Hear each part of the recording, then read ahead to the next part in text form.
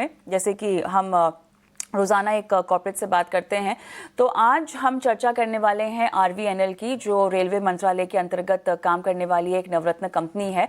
और दिसंबर 2002 में national rail विकास योजना को लागू करने के लिए आरवीएनएल वजूद में आया और इसका जो मुख्य मकसद है रेलवे के लिए एक्स्ट्रा बजटरी रिसोर्सेज जुटाना और रेलवे इंफ्रा की क्षमता बढ़ाने वाले प्रोजेक्ट्स को पूरी तेजी से लागू करना है। मार्च 2005 से आरवीएनएल तक पूरी तरह ऑपरेशनल ये हो गया और कंपनी के नतीजों की अगर हम बात करें तो उस पर हम विस्तार से हमारे जो आज के मेहमान हैं उनसे बातचीत करेंगे। चर्चा के लिए आरवीएनएल के सीएफओ संजीव कुमार साहब हमारे साथ जुड़ गए हैं।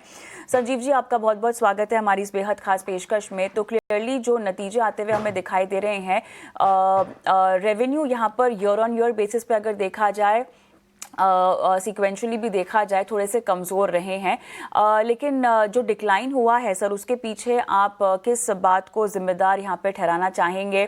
टॉप लाइन ट्रैजेक्टरी Q4 में हमें कैसे आती हुई दिखाई दे रही है? क्योंकि ईयर ऑन ईयर बेसिस में अगर रेवेन्यूज़ देखें तो लगभग 2.5% नीचे यहाँ पे आते हुए दिखाई दिए हैं। 4, 5, 6, 7 के आसपास का कुछ नंबर हमें आता हुआ दिखाई दिया है रेवेन्यूज़ पे। संजीव जी,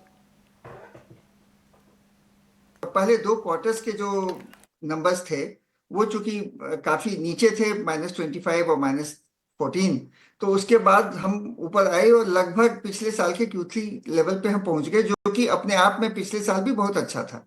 तो अब हम चूंकि -10% नीचे हैं, तो ये तो नहीं कह सकते कि हम बहुत अच्छा किए हैं पिछले समय की तुलना में, लेकिन हमारा साल में जो क्रमिक रूप से जो हमारा प्रगति हुआ है वो काफी अच्छा है। और हम कोशिश ये कर रहे हैं कि इस क्वार्टर में तो चूंकि कई ऐसे काम हैं जो समाप्त हो रहे हैं, जो संपूर्ण हो रहे हैं, तो हम इस लेवल पर पहुंच जाएंगे जहां की पिछले साल से थोड़ा ऊपर जो हमारा इस साल का आउटलुक था, वहां पर पहुंचने में हम चौथे क्वार्टर में सफल होंगे, ऐसी हमारी अपेक्षा है और हम उसी दिशा में काम भी कर रहे हैं।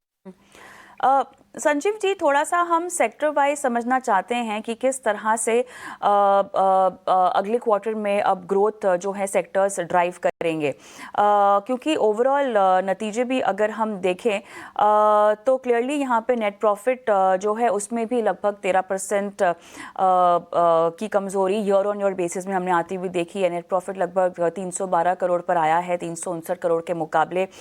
एबिटा मार्जिन यहाँ पे 5.2 पर आया है 5.3% के मुकाबले। यहाँ पर 7 BPS का ईयर ऑन ईयर बेसिस पे हमने डिप भी देखा है।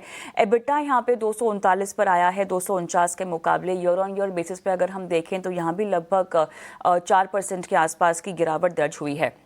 लेकिन अब आने वाली तिमाहियों की ओर अगर हम रुख करना चाहें तो कौन कौन से ऐसे सेगमेंट्स हैं जो आपको लगता है कि ग्रोथ फैक्टर एक ओवरऑल तरीके से ड्राइव करते हुए दिखाई देंगे?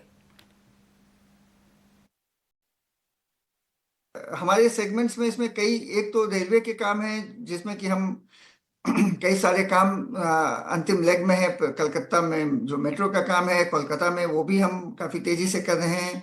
और पहले क्वार्टर में जहां हम नेगेटिव थे, अब हम 3% ऊपर उस सेगमेंट में भी जा रहे हैं। उसके अलावा जो काम हमने कंपिटिटिव बिडिंग से निविदा के माध्यम से प्राप्त किया है, उसमें भी हमारे कई काम ऐसे हैं जो कि अपने अंतिम पड़ाव पे हैं, जिसमें कि 40% से 50% की बिलिंग अभी होगी। टर्नओवर का प्राप्ति हम इस क्वार्टर में करेंगे। तो उसमें मध्य प्रदेश में ट्रांसमिशन लाइन्स हैं, हिमाचल में भी ट्रांसमिशन लाइन है, और हमारे कुछ अंतर्राष्ट्रीय प्रोजेक्ट हैं जिसने फिर से गति पकड़ी, और हमारे कुछ ऐसे भी प्रोजेक्ट हैं जो कि 1 साल सवा साल का प्रोजेक्ट था जो कि अपने अंतिम पड़ाव में है। जैसे जो हम जॉइंट वेंचर के रूप में उज्बेकिस्तान में सोलर पार्क बना रहे हैं, और ये हमारा, इसमें भी हम काफी आगे जाएंगे। तो इससे संभावना है कि हम अपने आउटलुक में जो इस टर्म में उतना हम प्राप्त करें, जो कि अचीव हम पिछले साल से हमारी अचीवमेंट इस बार ज्यादा हो। थोड़ा सा यहाँ पर हम मार्जिन्स पर भी बात करना चाहते हैं। मार्जिन्स यहाँ पर आने वाली तिमाहियों में बेहतर होने की संभावना यहाँ पे जताई गई थी, लेकिन अगर हम तीसरी तिमाही में ओवरऑल मार्जिन्स देखें तो ये भी काफ़ी हद तक सबड्यूड ही रहे हैं। अब कब तक आपको लगता है कि इस मार्जिन में सुधार आता हुआ हम देखेंगे? किस तरह से आपको लगता है कि सुधार आने पर जो क्वार्टरली मार्जिन्स है 7% तक आप यहाँ पर पहुँच पाएंगे? किस तरह की रणनीति इसको लेकर आगे बनाई जाएगी? सबड्यूड है, लेकिन इसमें चूंकि हमारे कुछ ऐसे सेगमेंट्स में जैसे कि मालदीव्स में भी हमारा काम थोड़ा पीछे पड़ गया था क्योंकि वहाँ स्थितियां ऐसी थीं, लेकिन हम अब वहाँ भी काम शुरू हो गया है अच्छे गति से। और हमारे चूंकि कई चीज़ों में हमने, कई क्षेत्र में हमने इतना प्राप्त किया है टारगेट के प्रति। अब हमारा चूंकि इस क्वार्टर में ज्यादा होता है। शुरू में जो 1 साल 1.5 साल के प्रोजेक्ट होते हैं उसमें पहले 5-6 महीने में प्रगति कम होता है और ज्यादा बाद में बढ़ता है, तो इसलिए इस क्वार्टर में हम अच्छा करेंगे। और इस साल भी आप देखें तो हमारा ग्रॉस मार्जिन और टर्नओवर का जो रेशियो है, पहले क्वार्टर में 2.5% था, फिर 3% हुआ, अब हम 4.5% पर पहुंचे हैं। तो पहले से हम बेहतर कर रहे हैं और भी अच्छा करेंगे। एक और चीज़ यहाँ पर हम ऑर्डर बुक के लिहाज से पूछना चाहते हैं, क्योंकि करंट ऑर्डर बुक यहाँ पर आपकी कहाँ पर आती हुई फिलहाल दिखाई दे रही है आंकड़ों के लिहाज से, और डिवीजन वाइज अगर हम एक ब्रेकडाउन चाहें ऑर्डर बुक का तो फिर वो आपके हिसाब से क्या होगा?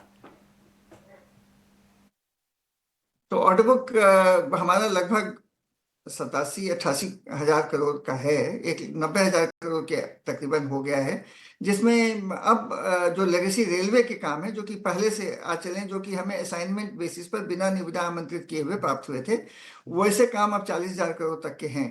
और बाकी 45 से 50 हज़ार करोड़ के ऑर्डर बुक हमने बिडिंग के माध्यम से हासिल किया है।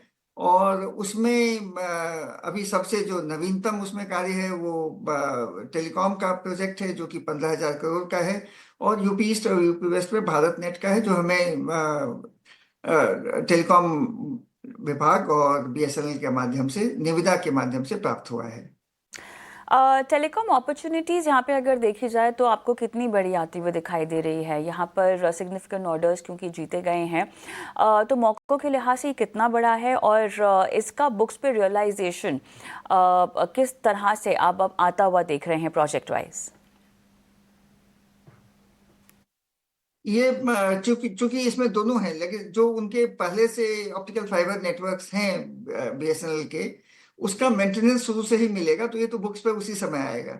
उसके अलावा इसमें माइलस्टोन्स काफी ज्यादा कंपेटिटिव है, तो हमें शुरू 3 से इस क्वार्टर में भी उसके परिणाम देखने को मिलेंगे जो अंतिम क्वार्टर चल रहा है, और इसके बाद अगले हाफ ईयर में तो इसमें प्रगति काफी हो जाएगी।